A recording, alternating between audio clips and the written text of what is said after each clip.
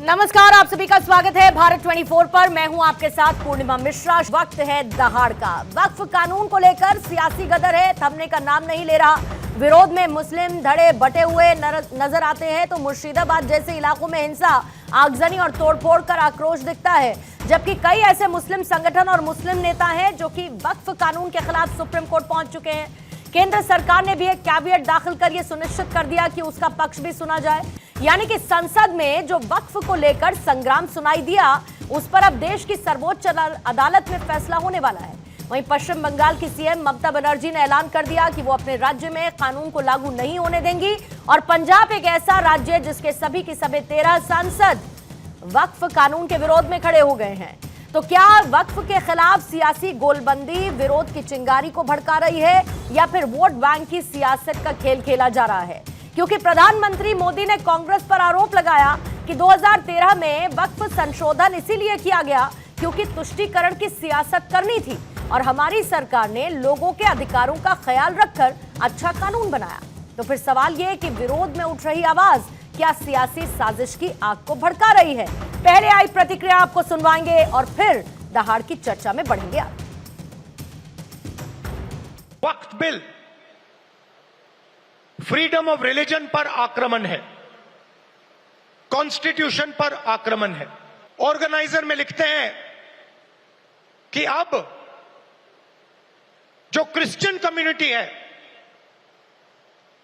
उनकी जमीन पर हम आक्रमण करने जा रहे हैं। और उसके बाद जो हमारे सिख भाई हैं आपके पास भी आएंगे। तो आप ये मत सोचिए कि ये आप पर आक्रमण नहीं है, और ये एंटी कॉन्स्टिट्यूशन है और anti freedom of religion act है। और माइनॉरिटी लोगों को हम एक बात कहते हैं, देखिए आप लोगों को दिल में दुख हुआ है वॉकर प्रॉपर्टी के लेके, आप भरोसा रखिए बंगाल में ऐसा कुछ नहीं होगा जिसमें कोई डिवाइड एंड रूल होगा। आप लोगों ने ये मैसेज दीजिए कि सबको एक साथ में रह के बचना है, जियो और जीने दो। तो ये हर बार मुर्शिदाबाद डिस्ट्रिक्ट में होता है और ममता बनर्जी और तृणमूल के लीडर जो है वो इस चीज कराते हैं और ममता बनर्जी की शय पे पूरी बात हो रही है। और मुझे लगता है कि हिंदुओं की सुरक्षा, उस समय हिंदुओं की सुरक्षा 2021 के पहले मैं बता रहा था, स्टेक पे आ गई थी। मुर्शिदाबाद जिले में रेप होने वाले थे, उस समय बीएसएफ को उतरना पड़ा ग्रामीण क्षेत्रों में, बॉर्डरिंग डिस्ट्रिक्ट में, बॉर्डरिंग एरिया में। तो प्रतिक्रियाएं आपने सुनी। पंजाब से लेकर बिहार से लेकर बंगाल, कश्मीर तक किस तरीके से विरोध हो रहा है। पहले सवालों का जिक्र कर लेते हैं और उसके बाद मेहमानों से आपका तारुफ करवाऊंगी। आज पहला सवाल चर्चा में यही रहेगा कि बंगाल टू पंजाब सियासत क्यों बेहिसाब। दूसरा सवाल कानून पर घमासान, बंगाल में हिंदू मुसलमान। वक्फ नहीं लागू होगा इधर, ममता की लाइन क्लियर। वक्फ पर मोदी का संदेश, मुस्लिम नहीं करेंगे विरोध। पहले पंजाब अब बंगाल, विरोध में किसकी आवाज? बीजेपी की प्रवक्ता राधिका खेड़ा हमारे साथ अब से थोड़ी देर बाद जुड़ जाएंगी। कांग्रेस के प्रवक्ता रोहन मित्रा हमारे साथ मौजूद हैं। आम आदमी पार्टी के प्रवक्ता संजीव कौशिक जी स्टूडियो में इस वक्त मौजूद हैं। मुस्लिम स्कॉलर के तौर पर हाजी नूर अहमद अजहरी साहब हैं, हमारे साथ मौजूद हैं। टीएमसी के नेता हैं संजय चक्रवर्ती, साथ ही सुप्रीम कोर्ट के वकील हर्ष दहिया इस वक्त हमारे साथ मौजूद हैं। आप सभी मेहमानों का बहुत बहुत स्वागत करती हूं। शुरुआत इस वक्त करना चाहूंगी रोहन मित्रा आपके साथ, क्योंकि राहुल गांधी ने अभी अभी हमला बोला है और साथ ही ये भी कहा कि किस तरीके से धार्मिक स्वतंत्रता और संविधान पर यह नया वक्फ कानून हमला है। लेकिन बार बार सरकार की तरफ से 2013 का हवाला देते हुए यह कहा जाता रहा है कि जब आपने एक इंस्टीट्यूशन को, एक ऑर्गेनाइजेशन को इतने असीमित अधिकार दे दिए कि उनका बेजा फायदा उठाया जाने लगा और इसीलिए यह जरूरत महसूस हुई कि इसमें बदलाव किया जाए। तो असली संविधान के साथ खिलवाड़ किसने किया? पूर्णिमा जी, सबसे पहले तो नमस्कार सबको। पूर्णिमा जी, फर्स्ट एंड फॉरमोस्ट आपने राहुल गांधी का जो अच्छा स्पीच है एआईसीसी में आपने सुनाया। राहुल जी एक चीज बहुत क्लियरली बोला है कि कांग्रेस का जो सोच है, कांग्रेस की सोच है कि ये बिल अनकॉन्स्टिट्यूशनल है और ये जो हम लोग का फ्रीडम ऑफ रिलीजन एक्ट है इसके खिलाफ है। बीजेपी ने ये बिल लाके संसद में उसके नंबर से ये बिल तो पास कर दिया, लेकिन हम लोग के पास ये राइट है कि हम लोग को ये सुप्रीम कोर्ट में हमने चैलेंज किया है। क्यों चैलेंज किया है पूर्णिमा जी? क्योंकि किस कम्युनिटी की वजूद, एक कम्युनिटी की स्वाभिमान पे जब कोई पार्टी उनकी आइडियोलॉजी, आरएसएस के आइडियोलॉजी लेके आके एक अनकॉन्स्टिट्यूशनल बिल को अपने नंबर्स की ताकत में जब एक लॉ लाते हैं, तो इसके खिलाफ कांग्रेस जो सेक्युलर पॉलिटिक्स में बिलीव करते हैं, राहुल गांधी यही तो बात बोल रहे हैं। ये सिर्फ मुसलमान का बात नहीं हो रहा है। आप आगे जाके देखोगे जो आरएसएस के माउथपीस ऑर्गेनाइजर में जो निकला था आर्टिकल, जो क्रिश्चियंस पे अभी जाएंगे, उसके बाद जाएंगे सिखों पे, उसके बाद जाएंगे जैन पे। ये आरएसएस और ये बीजेपी का जो सोच है, जो उनका टारगेट है, जो आज नहीं है तो 10 साल बाद अगर आज हम लोग नहीं रुकेंगे इसके खिलाफ तो ये तो होगा ही। तो इसलिए कांग्रेस अपना स्टैंड पे बहुत क्लियर है कि हम लोग शायद पार्लियामेंट में नंबर्स नहीं थे हम लोग के पास, बट ये बिल जो अनकॉन्स्टिट्यूशनल है, हम लोग सुप्रीम कोर्ट में जाएंगे और हमारे जो लॉयर्स है, हमारे जो मुद्दे हैं, जो कोर्ट में हम लोग पेश करेंगे और देखिएगा उधर पे हम लोग अपना लड़ाई, अभी नेक्स्ट लड़ाई लड़ेंगे कोर्ट पे। ठीक है, लेकिन मैंने सवाल में आपसे ये पूछा था कि संविधान के खिलाफ ज्यादा क्या था, एक ऑर्गेनाइजेशन को ज्यादा अधिकार देना या फिर उसमें एक ट्रांसपेरेंसी लाने वाले बदलावों की तरफ इस सरकार का बढ़ना। राधिका इस वक्त मेरे साथ जुड़ चुकी है। राधिका, एक तरफ जहां पर राहुल गांधी के बयान का मैंने जिक्र किया, आपका स्वागत करती हूँ। बयान आपने सुना होगा, धार्मिक स्वतंत्रता, संविधान पर हमला, उनकी तरफ से नए वक्फ कानून को लेकर बताया गया है। एआईसीसी के अधिवेशन में उन्होंने इस बात का जिक्र किया। एक तरफ जहां पर आप लोग कहते हैं कि भाई ये कांग्रेस है जो तुष्टीकरण की राजनीति करती है, तो ये कांग्रेस यही कहती है कि आप लोग दरअसल ध्रुवीकरण के चक्कर में ये सब कुछ कर रहे हैं और एक धर्म विशेष को इग्नोर करना ये बीजेपी की आदत में शुमार है और इसीलिए ये सब कुछ किया जा रहा है। इस पर बीजेपी की प्रतिक्रिया पहले आपकी मैं ले लेती हूँ। राधिका, सभी को नमस्कार। मैं यहाँ पे कांग्रेस पार्टी के प्रवक्ता को भी सुन रही थी, बड़ी सेक्युलरिज्म की बात कर रहे थे। इनका सेक्युलरिज्म के आचार बनाने चला जाता है जब कर्नाटक में 4% रिजर्वेशन मुसलमानों को दिया जाता है, जब कर्नाटक में सिर्फ मुसलमान बेटियों को सुरक्षा के लिए ट्रेनिंग दी जाएगी, पर बाकी धर्म की बेटियां, चाहे हिंदू हो, सिख हो, क्रिश्चियन हो, ज़ोरास्ट्रियन हो, कोई भी हो या एथिस्ट हो, साउथ में बहुत एथिस्ट है, उन बच्चियों का कोई हक नहीं है कि उनको सुरक्षा मिले, उनको कोई सुरक्षा की ट्रेनिंग नहीं दी जाएगी। तो ये बहुत ही अलग तरीके का सेक्युलरिज्म है। इनका सेक्युलरिज्म तब घास काटने जाता है जब मल्लिकार्जुन खड़गे के बेटे कहते हैं कि सनातन धर्म एक बीमारी है, एड्स और डेंगू की तरह, और ये भी कहते हैं कि उसको नष्ट कर देना चाहिए। ये चुप्पी साध देते हैं जब इनके साथ ही बीएनके के नेता के बेटे, स्टालिन के बेटे, ये कहते हैं कि सनातन धर्म घर पर बनना चाहिए। और ये साथ ही साथ जब वक्फ वालों ने हजारों साल पुराने मंदिरों पे क्लेम किया, गुरुद्वारों की प्रॉपर्टीज पे क्लेम किया, कहा कि नहीं यहाँ मंदिर नहीं, यहाँ गुरुद्वारा नहीं, ये हमारी प्रॉपर्टी है, तब भी ये चुप रह जाते हैं। जब बात आती है कि मुसलमानों को आगे ले जाया जाए, ट्रिपल तलाक बिल आता है और तो ताकि मुसलमान महिलाओं को बराबर का हक ना मिले और वो पीछे रहे, ताकि इनकी वोट बैंक की राजनीति चलती रहे, तभी चिल्ला चिल्ला के उठेंगे। आज ये वक्फ बिल के लिए बोल रहे हैं, क्या इनकी क्या ताक झांक है वक्फ वालों के साथ, वो सबको समझ आ रहा है, क्योंकि एक बिल से तकलीफ सिर्फ उन्हीं लोगों को है पूर्णिमा जी जिनको इस वक्त से कुछ फायदा हो रहा है, वरना आम मुसलमान को, आप अपनी पुरानी जर्नलिस्ट है, आप माइक लेकर जाइए, आम मुसलमान को कुछ फायदा नहीं मिल रहा है वक्त से, कुछ भी नहीं, ना उनका जीवन बदल रहा है, क्योंकि अगर वक्त के पास जितनी प्रॉपर्टी है उस हिसाब से अगर वो अपने ही समाज के लिए काम करते तो आज 55 साल जब कांग्रेस की सरकारें रही हैं तब भी मुसलमान पिछड़ा नहीं होता, तब भी मुसलमान गरीब नहीं होता। लेकिन कांग्रेस हो या उनकी साथी अलायंस, उन्होंने कभी भी कहीं भी मुसलमान को आगे बढ़ने ही नहीं दिया, क्योंकि आगे बढ़ने देंगे तो राजनीति कैसे करेंगे। सारी इनकी राजनीति सिर्फ किसी एक वोट बैंक पे, अपने काम पे वोट मांगिए ना, काम पे तो आप मांग नहीं पाते। इसीलिए यूपीए सरकार के दौरान जब आखिरी साल था 2014, तो डॉक्टर मनमोहन सिंह जी ने जाते जाते 120-121 प्रॉपर्टीज दिल्ली की मेन प्रॉपर्टीज वक्त पे दे दी।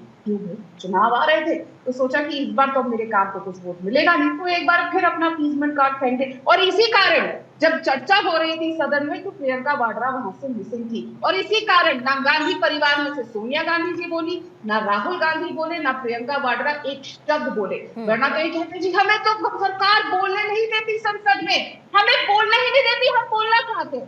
इतनी लंबी आपको मौका मिला, आके इनके प्रमोद तिवारी प्रेस वार्ता करके कहते हैं ऑफिशियल कि देखिए ये असंवैधानिक है, इतनी लंबी चर्चा क्यों चल रही है? पहले आप तय कर लीजिए आपने लाइन कौन सी लेनी है। सरकार आपको बोलने नहीं देती कि 2 घंटा आपको फालतू बैठना पड़ता था डिस्कशन में, पर राहुल गांधी को जाकर शायद फुटबॉल खेलनी थी रात को, या अपने कुत्ते को बिस्किट खिलाने थे और अपने कार्यकर्ता को वो बिस्किट ऑफर करने थे। ऐसा क्या काम करना था राहुल गांधी या प्रमोद तिवारी या कांग्रेस के नेताओं को कि उनको 2 घंटे ज्यादा वो पार्लियामेंट सेशन तकलीफ दे गया? ऐसे आपने कैसे कर दिया? आपको बोलने का मौका दे रहे राहुल गांधी, चुप। और क्यों नहीं थी वोटिंग के समय प्रियंका गांधी वहां पर? प्रियंका वाड्रा की तो पहली नई सांसद बनी है, वो खूब फलस्तीन के लिए बैग ले लेके घूमती है, फलस्तीन के बारे में चर्चा करना चाहती है, खूब ड्रामा करती है वो तो पार्लियामेंट में। लेकिन जब वक्त बिल के ऊपर और इनको अगर इस बात से इतनी प्रॉब्लम थी और ये कहते हैं कि वो खराब है, तो वहां बैठ कर उसके खिलाफ वोट देना चाहिए था ना, क्यों नहीं दिया? कहाँ गए? ठीक है। तो ये सेक्युलरिज्म का जो छदमवाद है ना इनका, जो हिंदुओं को नीचा दिखाते हैं, जो बाकी धर्मों को नीचा दिखाते हैं, जिन्होंने सिखों का नरसंहार किया, आज वो सिखों की बात कर रहे हैं। शर्म आनी चाहिए। पहले अपने दांत में झांक के देखिए, आपने सिखों को नहीं छोड़ा, आप हिंदुओं को नष्ट और खत्म करने की बात करते हैं। मल्लिकार्जुन खड़गे भी कहते हैं कि मैं ही ज्योतिर्लिंग हूँ। बताइए, ये तो इनके अंदर भाव है कि मैं ही सब कुछ हूँ। ये मैं जो इनका है ना, वही इनको लेकर डूबा है और इन्होंने देश को भी इसी तरीके से डुबाने का काम। ठीक है, लेकिन उसके बावजूद विरोध के स्वर लगातार राधिका बढ़ते जा रहे हैं। और आप लोग तो भाई वर्कशॉप का भी कल से आयोजन कर रहे हैं, इससे पहले भी आप कहते रहे हमने सुझाव लिए, ये लिए, लेकिन एक तरफ विरोध है जो बड़ा हो रहा है। और उसकी एक तस्वीर मुर्शिदाबाद में भी देखने को मिली है। संजय चक्रवर्ती साहब, मुर्शिदाबाद में जो हो रहा है वो सब सही है क्या? ये ममता बनर्जी क्या सिलेक्टिव सेकुलरिज्म लेकर चलती हैं? उनको सारी की सारी तकलीफें हिंदू त्योहारों में होने लगती हैं, लेकिन जैसे ही वक्फ की बात होने लगती है तो वो कहती हैं कि भाई मुझे कोई गोली मार दे, मैं जब तक मैं हूँ यहाँ पर वक्फ कानून को लागू नहीं होने दूंगी। राज्य सरकार के अपने जो अधिकार हैं वो इस संशोधन के बाद भी निहित हैं। वो कहती हैं मैं संपत्ति की मैं रक्षा करूंगी, तो संपत्ति का पूरा जो जिम्मेदारी है वो तो राज्य सरकार को लेकर ही रहेगी। तो फिर उसमें इतना पूरा एक पॉलिटिकल सिनारियो क्रिएट करने की क्या जरूरत है? और ममता बनर्जी कैसे बंगाल में लागू नहीं होने देंगी? सर ये बता दीजिए मुझे, वक्फ कानून बंगाल में कैसे नहीं लागू होने देंगी ममता बनर्जी, और किस अधिकार के तहत वो ऐसा नहीं करने देंगी, ये भी मुझे बता दीजिएगा सर। पहले नमस्कार। नमस्कार सर। अभी आपने शुरू में कई राज्यों के नाम लिए जहां पे हिंसा हो रही। गुजरात तो क्यों छोड़ दिया आपने? उसका भी नाम लेना चाहिए था ना आपको। तो भाजपा आप ले लीजिए सर, आप ले लीजिए, आपको मैं रोकूंगी नहीं, आप ले लीजिए। नहीं आपने नहीं लिया ना। नहीं तो आप ले लीजिए ना, आप ले लीजिए। मैं तो लूंगा ही लूंगा, आप ले लीजिए। काम ही यही है। लेकिन आपका काम जो है न्यूट्रल होकर के सर आप अपना काम तय करिए ना, मेरा काम छोड़िए ना, आप ले लीजिए। मेरा काम आप मत तय करिए, आप ले लीजिए। मैं आपको फ्रीडम ऑफ स्पीच है ना, आप बैठे हैं यहाँ पर टीएमसी को रिप्रेजेंट करने वाले, आप लीजिए ना, जोर की लीजिए। गुजरात की आवाज बनकर आप झंडा बरदार बन जाइए गुजरात के, मुझे कोई समस्या नहीं। बात करें आप किसी एक विशेष पक्ष के लिए मत बात करें।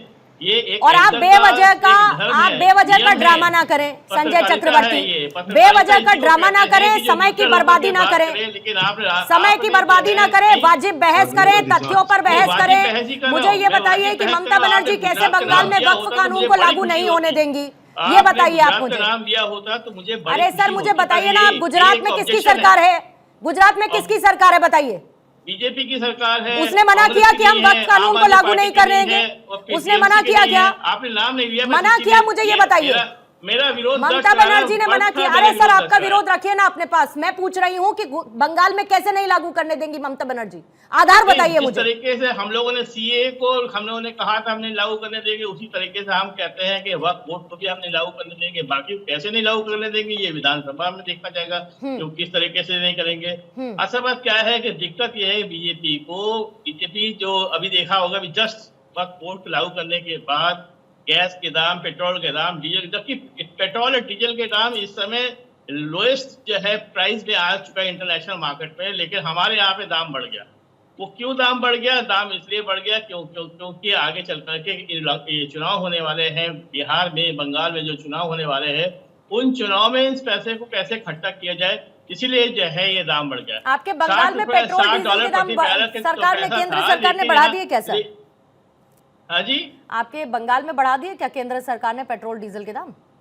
बिल्कुल बढ़ा है, सब जगह बढ़ा है। अच्छा, तो वैट कम सब कर दीजिए जगह बढ़ा फिर, है, पेट्रोल डीजल के वैट दाम कम सब कर जगह दीजिए। बढ़ा है। अभी तो उसके इधर बाद जो 2 है रुपए गैस के एक्साइज दाम, बढ़ाया था, उज्ज्वला लेकिन फिर उसके बाद कह दिया, योजना अरे पे भी पेट्रोल जो है डीजल की आपके पहले गैस बात पे करते हैं जो ना है वहाँ सर, पे 50 पहले रुपए पेट्रोल बढ़ा डीजल दिए, की चलिए लेकिन बात इससे करते कोई हैं, फिर बात उसके नहीं, बाद कोई उसके बाद करता। करेंगे सिलेंडर की मेन बात चीज करेंगे। ये आती है कि हिंदू मुसलमान एक सॉफ्ट टारगेट है, उस सॉफ्ट टारगेट के ऊपर इनको बातचीत करनी होती है, हाँ। बताना पड़ता है, हाँ। क्योंकि क्या है कि महंगाई में कंट्रोल नहीं, बेरोजगारी है ही जो है, इनको दिखती नहीं है इन सब चीजों को लेकर के।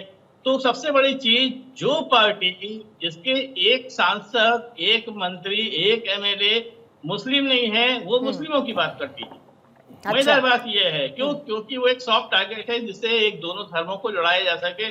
और अभी तो हम लोगों ने हाल ही में देखा था, लखनऊ में गिरजाघर के सामने 25 दिसंबर का दिन जय श्री राम के नारे लग रहे थे।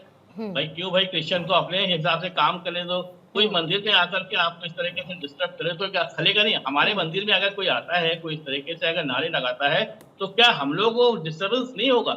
मेरा कहने का मतलब सिर्फ ये है कि आप हर धर्म को आजादी दीजिए। आपने बंगाल में, केवल बंगाल में 2000 जुलूस निकाल दिए, लेकिन आप मणिपुर में जुलूस 200 जुलूस के आप 2 जुलूस ना निकाल पाए। आपने लद्दाख में नहीं निकाली, आपने जो है और हमने बंगाल में रथ यात्रा के लिए, शोभा यात्रा के लिए हमने इजाजत नहीं दी थी। हमने रामनवमी के मौके पे बंगाल में रथ यात्रा की इजाजत नहीं दी थी, जाके इनको कोर्ट से इजाजत लेनी पड़ी। और हम सेकुलर हैं, हम सेकुलर हैं। निकाली है पूरे देश भर में जो है 2 लाख जुलूस निकलना चाहिए था। हम तो सब कुछ करते हैं, हम लोगों ने भी जुलूस निकाली है, और हम लोगों ने लोगों को पानी पिलाया है, जुलूस में शामिल हुए हैं। ऐसा नहीं है, और हम लोगों ने अपना खुद का भी जुलूस निकाला है। सर थोड़ी लेकिन वो सब चीजें जो है नहीं दिखाई जाती है, सब वो दिखाई जाती है जो बीजेपी द्वारा प्रेषित किया गया हुआ चीजें होती है, वो चीजों को सामने लाया जाता है, बाकी और कहीं कुछ नहीं। तो यही बात हिंसा कंट्रोल में हो जाएगा। और आपको बता दें, कुछ लोगों को गिरफ्तार भी किया गया है जो असामाजिक तत्व है। इसमें मुस्लिम हिंदू वाली बात आप ही की पुलिस पर पथराव हो, आप ही की पुलिस के साथ वहां लोग भिड़ते रहे, आप ही की पुलिस के साथ गुंडागर्दी करते रहे लोग, हम कंट्रोल में कर लेंगे, लेकिन जी हम आगे कर लेंगे कंट्रोल में, क्योंकि हमारा इंटेलिजेंस तो फेल है, और क्योंकि हमारा इंटेलिजेंस तो फेल है। हमको तो जब घटना घटित हो जाती है उसके बाद पता चलता है, हमारी पुलिस को पीट दिया जाता है, उसके बाद हमें पता चलता है। आप धरने में बैठ रहे हैं, यहाँ राधिका जवाब दे दीजिए जल्दी से, फिर उसके बाद कौशिक जी आपके पास। अच्छा संजय जी, बंगाल में एक डॉक्टर बेटी का रेप हो जाता है, गुंडे आके सारे प्रूफ वहां से मिटा देते हैं और कंट्रोल हो जाएगा। क्या हो, क्या फर्क पड़ता है? गुंडे हैं आप लोगों के, मैं आपके बीच में नहीं बोली थी सर, सुनने की क्षमता रखिए। आपने मुझसे पूछा है तो मैं ममता बनर्जी का कानून नहीं चलता है। पूरा पूछने तो दीजिए सर, पूरा तो पूछने दीजिए, फिर दे दीजिएगा जवाब, पूरा पूछने दीजिए। ये देश का अच्छा बड़ा चैनल है, यहाँ पे ममता बनर्जी क्या हमारी आवाज दबाएंगे? लड़की का रेप हो जाता है, भीड़ तंत्र आ जाता है, इनके गुंडे आके वहां पे सबूत मिटा जाते हैं, तो क्या है, कंट्रोल हो जाएगा। जब चुनाव आते हैं, बूथ कैप्चरिंग करके ये हिंदू मुसलमान वहां करके डर का माहौल बना देते हैं, क्या है, भीड़ तंत्र हो जाएगा। ममता बनर्जी हो या तेलंगाना की कांग्रेस सरकार हो, जब जब कोई हिंदू धर्म का फेस्टिवल आता है, रामनवमी आती है या हमारे नवरात्रि आती है, इनको तकलीफ होने लग जाती है। क्यों नहीं ये रमजान और रोजों के समय पे ऐसी 140 144 धाराएं लगाते हैं? क्यों तब इनको सारी प्रॉब्लम नहीं होती? जब मुहर्रम का जुलूस निकलता है तो आगे आगे खुद मैडम मुख्यमंत्री जी जाएंगी, लेकिन जब नवरात्रि में या रामनवमी में जुलूस निकलेगा तो सबसे पहले सारी पाबंदियां हिंदुओं के लिए होंगी। ये कौन सा सेक्युलरिज्म है, जरा बताइएगा? और ये कौन सा हमारा संविधान में ये बताता है रूल कि मुसलमानों को या धर्म के नाम पर कोई भी रिजर्वेशन दे सकता है? कॉन्स्टिट्यूशन से छेड़छाड़ आप करें, लॉ एंड ऑर्डर आप नहीं संभाल सकते। मुसलमान को पहले सीए पे डराया, ट्रिपल तलाक पे लगातार डराने का आपने काम किया, लेकिन फिर भी 2 बार आप लोग खूब इकट्ठे हो गए, गिरोह के झुंड इकट्ठे हो गए। राधिका मुझे, लेकिन हमारे देश के, मैं इसका जवाब देश के रोहन जी प्लीज, रोहन जी प्लीज थोड़ा सा रुकिएगा, नहीं थोड़ा सा प्लीज। 3 मेहमान मेरे पास, एक प्रतिक्रिया मुझे सबसे लेने दीजिए, इंतजार बड़ा लंबा हो जाता है सर सबका, फिर प्लीज बात समझिए मेरी, प्लीज बात समझिए। कौशिक साहब आपके पास आते हुए, क्योंकि भाई आपकी तरफ से भी कोर्ट में पहुंची है एक याचिका, आप लोग भी इसे संविधान के खिलाफ बताते हैं। ये सरकार कहती है कि हमने तो समान अधिकार देने के लिए इसको बदलाव को हम लेकर आए हैं, और ये समय की मांग है जो अब तक हर किसी ने नजरअंदाज किया, उसको देखना भी जरूरी है। तो क्या सबको समान अधिकार मिले, इस बात से दिक्कत है आम आदमी पार्टी को? पंजाब में भी वही विरोध, फिर इधर अमानतुल्लाह खान पहुंच गए सुप्रीम कोर्ट। पूर्णिमा, निश्चित रूप से लोकसभा में भारतीय जनता पार्टी बहुमत में है, राज्यसभा में भी बहुमत में है, और ये अब कानून का शक्ल ले लिया है, राष्ट्रपति महोदया ने भी इस पर साइन कर दिया है। लेकिन इसका मतलब ये नहीं है कि भारतीय जनता पार्टी ने जो किया है उसे आंख मूंद के मान ले। जेपीसी की कमेटी की जब बैठक गठन हुआ, उसी समय से तमाम विपक्षी पार्टियों ने इस पर अपनी प्रतिक्रिया जाहिर की और अपने अपने तरीके से उस पर अपनी मर्जी से जो उनको अच्छा लगा वो जाहिर भी की। सबको नज़रअंदाज करके आज के वक्त में भारतीय जनता पार्टी और भारतीय जनता पार्टी की सरकार ये कहना चाहती है कि हम मुस्लिम महिलाओं और मुस्लिम लोगों के, गरीब लोगों का कल्याण करना चाहते हैं। ये वही भारतीय जनता पार्टी है जिसके, हमारे देश के, जिसके क्या हमारे प्रधानमंत्री जी इलेक्शन के समय खुलेआम लोगों के बीच में कहते हैं कि आपके मंगलसूत्र बेच दिए जाएंगे, खोल दिए जाएंगे, भैंस खोल दिए जाएंगे, वो ज़्यादा बच्चे वाले क्या करेंगे, 80% 20% की बातें की जाती है। तो ये लोग क्या अल्पसंख्यकों के हित की बात कर रहे हैं, आज महिलाओं के हित की बात कर रहे हैं? जो पूरे इलेक्शन में न राज्यसभा, न लोकसभा, न विधानसभा में एक मुस्लिम को एक टिकट तक नहीं देते हों, उनको अचानक प्रेम जग गया। दरअसल किसी से इनको प्रेम नहीं है, इनकी नज़र उन जमीनों पे है जो जमीन ये अपने बड़े बड़े सल्ला सेठों को देना चाहते हैं। वो कब्जेवारी की अब पूरी कोशिश की जाएगी उसको। जिस तरह से कानून में कटौती की गई है, जिस तरह से निरस्त किया गया है बाकी सारे कानून को, अब एकमात्र उद्देश्य है, और ये अब सबके घर आएंगे, केवल मुस्लिमों के नहीं आएंगे इसमें, अब क्रिश्चियन भी आएंगे। पंजाब में इसको लागू नहीं होने देंगे, जैसे बंगाल की बात कर रही है ममता बनर्जी, अब पंजाब में लागू करने देंगे आप इसको? नहीं, अब बंगाल में वो लागू करेंगी नहीं, पंजाब में आपकी सरकार है ना सर, निश्चित तौर पे इसके अगेंस्ट में हमारे पार्टी के लोग सुप्रीम कोर्ट पहुंचे हैं। हाँ। और एक नहीं 10 से ज्यादा अर्जियां लगी है। सरकार पंजाब में आपकी है ना, मैं पूछ रही हूँ कि पंजाब सरकार भी, मैंने कहा कि कानूनी एक प्रक्रिया होती है और कोर्ट देश के संसद का लिया गया फैसला, मतलब अगर कोर्ट से कुछ नहीं हुआ तब आप सरकार का फैसला मान लेंगे, मतलब इसको लागू करने देंगे पंजाब में स्पेसिफिक? मेरे पास कोई विकल्प नहीं है ना। हाँ। मैं कह तो रहा हूं कि मेरे पास कोई विकल्प नहीं है। वही मैं दरअसल टीएमसी के नेता से समझना चाहती थी कि किस आधार पर वो कहते हैं कि हम इसको बंगाल में, क्योंकि मेरी समझ इसमें, तो मुझे लगा कि शायद संजय चक्रवर्ती जी इसको एक्सप्लेन अच्छे से कर देंगे। एक बार जल्दी से मैं अहमद अजहरी साहब आपके पास आना चाहती हूँ, फिर उसके बाद हर्ष आपके पास आऊंगी बहुत इंपॉर्टेंट क्वेश्चन के साथ। लेकिन अजहरी साहब, विरोध हर जगह हो रहा है, कहीं पर इस तरीके का फसाद हो रहा है, विरोध प्रदर्शन हो रहा है, कुछ लोग कह रहे हैं सड़कों पर उतरेंगे, लेकिन सरकार का ऐसा कहना है कि एक बहुत छोटा ग्रुप है, एक बहुत छोटा समूह है जो इसका विरोध कर रहा है, क्योंकि एक लंबे समय से मुसलमानों का एक बड़ा वर्ग ये मान के चल रहा था कि उनको इस बिल से कुछ मिल नहीं रहा है, वक्फ बोर्ड से उनको कुछ मिल नहीं रहा है। अब उनको इस बात की उम्मीद है कि शायद बदलाव आएगा तो कुछ उनका भला हो पाएगा। तो ये जो छोटा समूह अगर विरोध कर रहा है, अब तो संसद से पास हो गया सर, कानून का रूप ले लिया, राष्ट्रपति की मोहर लग गई, फिर इतना बवाल क्यों? सरकार ने जो किसानों के खिलाफ 3 कानून लेके आई थी जो सरकार, पहले यही सरकार, तो तब भी यही कहा था, बहुत कम लोग हैं जो लोग आए हैं वो लोग खालिस्तानी हैं, वो लोग गद्दार हैं, वो लोग आतंकवादी हैं, कहा था। सरकार अपने बचाव के लिए ऐसे ही अल्फाज इस्तेमाल करती है। ये छोटा समूह ठीक, लेकिन विरोध करने का हमें संवैधानिक अधिकार है, सहमति असहमति जताने का हमें अधिकार है, जो हमसे कोई नहीं छीन सकता। ये जो बिल आया है, बिल के खिलाफ पहले से हमारे उलमा ने, हमारे जो इस्लामिक संस्थाएं, जो संगठन है, उन्होंने पहले से ही अवगत करा दिया था कि भाई हम इसके विरोधी हैं, हम इसका विरोध करेंगे। ये कोई नई बात नहीं है कि कानून बन गया तब उसके बाद में कोई विरोधी बन करके आया है। कानून बना है, कानून से हम सहमत नहीं है, हम असहमति के लिए हम विरोध दर्ज करा रहे हैं, हमारे उलमा या मुस्लिम समाज जो है। और रही बात उन लोगों की, एक धड़ा ऐसा है, जैसे आपने शुरू में कहा कि 2 धड़ों में बटा हुआ है मुसलमान। देखिए, एक धड़ा ऐसा है जो सिर्फ दरबारी है, जो भारतीय जनता पार्टी का चापलूस है, जो सत्ता और पावर का लालची है, हिर्स में है, वो अपनी कौम के बारे में नहीं सोच रहा, वो अपने बारे में सोच रहा है। उसे ईडी और सीबीआई का खौफ है, उसके पास दौलतों के अंबार है, या वो लोग हैं जो लोग सरकार में बैठे हुए हैं किसी न किसी ओहदे पर।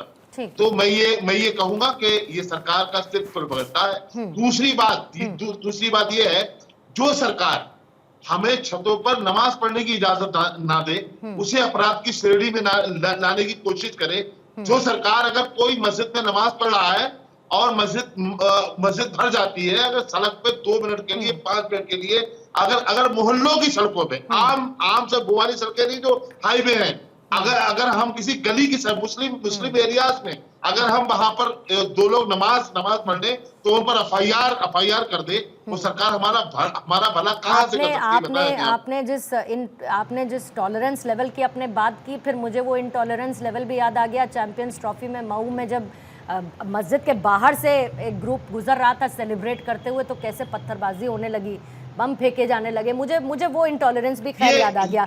लेकिन एक बात सर जल्दी से हर्ष आपके पास आ रही हूँ, राधिका नहीं सर बिल्कुल ठीक बात है, लेकिन मैं इस बात से नहीं समझ पाती कि कई ऐसे जो मुस्लिम देश हैं जो इस वक्फ की अवधारणा को गैर इस्लामी मानते हैं, फिर आप लोगों को इतनी बड़ी समस्या, मतलब मुस्लिम देश जो इसको गैर इस्लामी मानते हैं। और सर सुनिए, आप ही की कुरान में ना मिस्कीन का भी जिक्र है। मिस्कीन कौन होते हैं ये मुझे बताने की जरूरत है, लेकिन यहाँ पर आपको गैर मुस्लिम 2 सदस्यों के शामिल करने से तकलीफ होने लगी। मिस्कीन का जिक्र है आपकी कुरान में। अरे क्यों नहीं होगी तकलीफ? बिल्कुल, आपको कुरान से मतलब आपको तकलीफ है, फिर तो आपको कुरान से भी सर तकलीफ होनी चाहिए। फिर आपको कुरान से भी तकलीफ है, इसका मतलब अगर कुरान में मिस्कीन का जिक्र है तो फिर आपको कुरान से भी समस्या होनी चाहिए। तिरुपति बालाजी में जो मुसलमान मुलाजिम थे उन्हें भी हटा दिया गया, बोलिए ना। ठीक है सर, इसको आप कंटिन्यू रखिएगा। हर्ष एक बार जल्दी से आपके पास, फिर मुझे हेडलाइंस के लिए जाना है, फिर बाकी सबके पास मैं काउंटर्स के लिए जल्दी से आऊंगी। हर्ष इतना समझना चाहती हूँ, सुप्रीम कोर्ट में 12 से ऊपर अभी तक याचिकाएं जा चुकी हैं।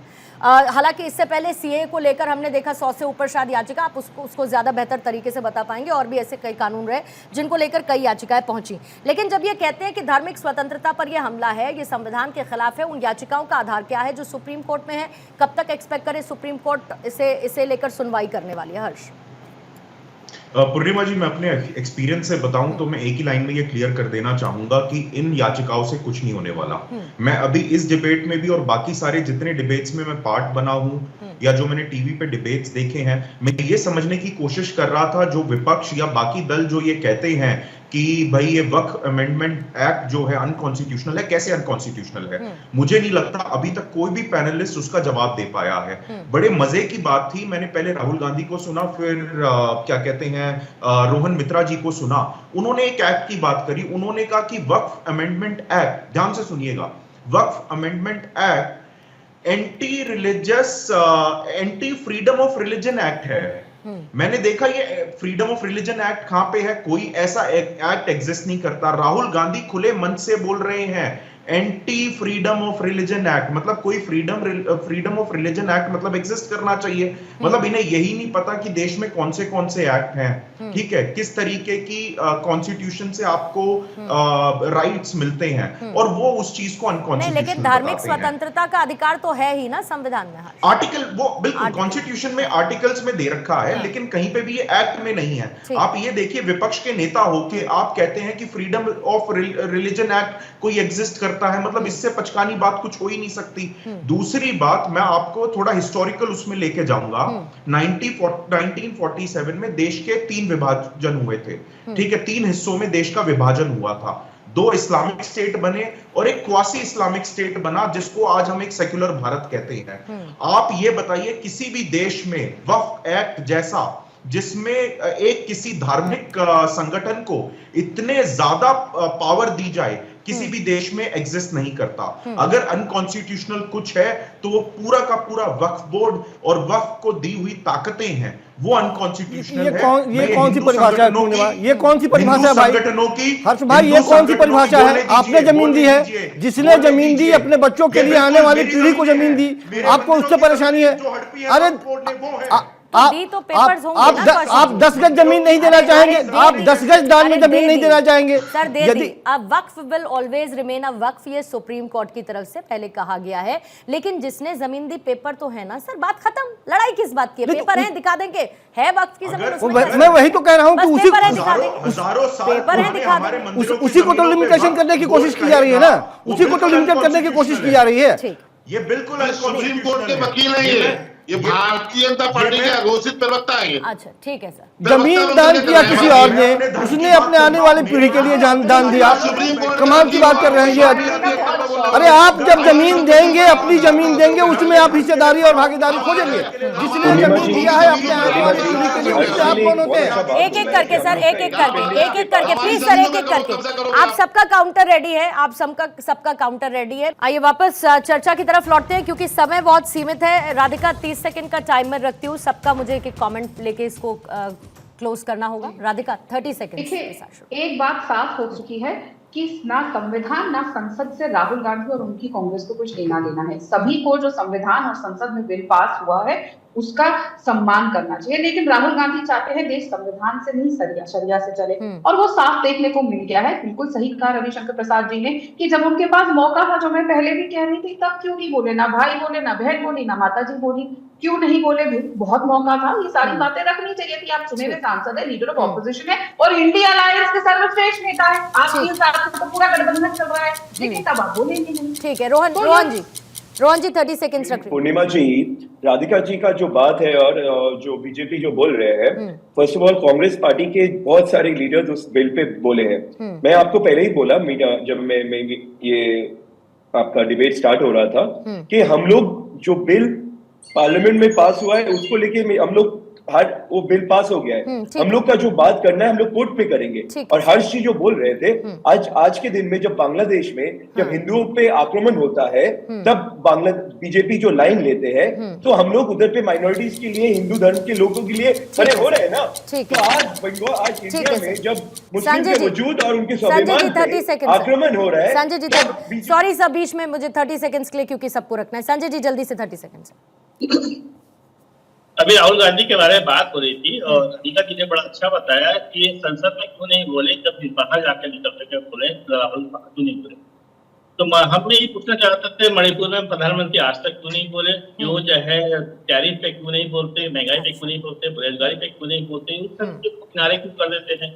वो भी तो एक मुद्दे हैं या नहीं है? और आपने अभी जो है कहा कि वहां पे कर्नाटक पे जो है लागू किया गया है, तो फिर आपका टीडीपी जो मुस्लिमों को आरक्षण दे रखा उसके बारे में आपने बात नहीं की। ठीक है सर, उसके बारे में बात करनी चाहिए ना आपको।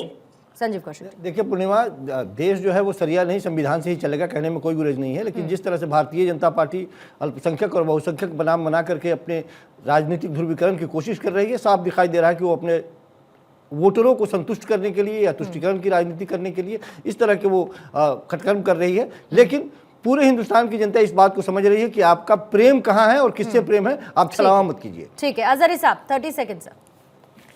इसमें ये भी नहीं चलेगा कि जो चाहे आप बनबर्जी कानून बनाओ और आप एक समुदाय को थोप दो। अच्छा, ये थोपने की राजनीति खत्म करनी पड़ेगी। कभी जो ये एक योजना क्या है कि अग्निवीर योजना है, ये नौजवानों को उत्थान के लिए है। कहाँ वो उत्थान बताएंगे? किसानों के लिए लाए, कई किसानों को उत्थान के लिए कहाँ हुआ उत्थान बताएं? आज लाया मुसलमानों को उत्थान के लिए, जबकि एक सांसद थी, लोकसभा सांसद भारतीय जनता पार्टी का मुसलमान समय होता सर तो मैं जल्दी से आपसे पूछ लेती कि अभी ये जो अग्निवीर का आपने जिक्र किया, कितने लोग अग्निवीर योजना के तहत प्लेस हो चुके हैं आर्मी में, तो शायद आप उसका एग्जैक्ट नंबर्स भी नहीं रख पाते। हर्ष जल्दी से आपसे क्लोजिंग कमेंट ले लेती हूँ प्लीज, क्योंकि सबकी निगाहें विपक्ष में सबकी सुप्रीम कोर्ट पर ही है। सुप्रीम कोर्ट इसको लेकर क्या कहते हैं? पूर्णिमा जी, इसमें मैं क्लियर कर दूं, दोबारा सुप्रीम कोर्ट में कुछ नहीं होने वाला है। वक्फ अमेंडमेंट एक्ट स्टैंड करेगा, ये बिल्कुल कॉन्स्टिट्यूशनल है और बिल्कुल सेक्युलर मूव है, और ये अपीजमेंट पॉलिटिक्स का एक अंत हुआ है। इसके साथ साथ जो वक्फ बोर्ड को स्पेशल इतनी ताकतें दे रखी थी, ये खत्म होनी चाहिए थी। पहली बात, ये कभी ताकतें मिलनी ही नहीं चाहिए थी। ये मैं हिंदू संगठनों की थोड़ी हार मानता हूं कि वो सही समय पे सुप्रीम कोर्ट नहीं गए, और जब ये स्पेशल ताकतें दी गई तभी उसका विरोध कर देना चाहिए था, तभी ये स्टैंड ही नहीं करना चाहिए था पूरा का पूरा। और किसी भी एंडाउमेंट बोर्ड के पास इतनी ताकतें नहीं है जितनी वक्फ बोर्ड के पास है। तो हकीकत में ये आज सेक्युलरिज्म की जीत हुई है और अपीजमेंट पॉलिटिक्स का अंत हुआ। ठीक है, और राइटफुली सुप्रीम कोर्ट क्योंकि जाने के लिए भी रास्ते हैं, तो सुप्रीम कोर्ट भी लोग पहुंचे और सुप्रीम कोर्ट पे भी नजर रहेगी कि इस कानून की शक्ल लेने के बाद वक्फ संशोधन को लेकर सुप्रीम कोर्ट का क्या रुख रहता है। बहुत बहुत शुक्रिया राधिका, आपका चर्चा में आप शामिल हुई। रोहन जी आपका भी शुक्रिया, संजीव जी, अहमद अजहरी साहब, संजय जी और साथ ही हर्ष हमारे साथ जुड़े थे चर्चा में। दहाड़ में आज के लिए फिलहाल इतना ही।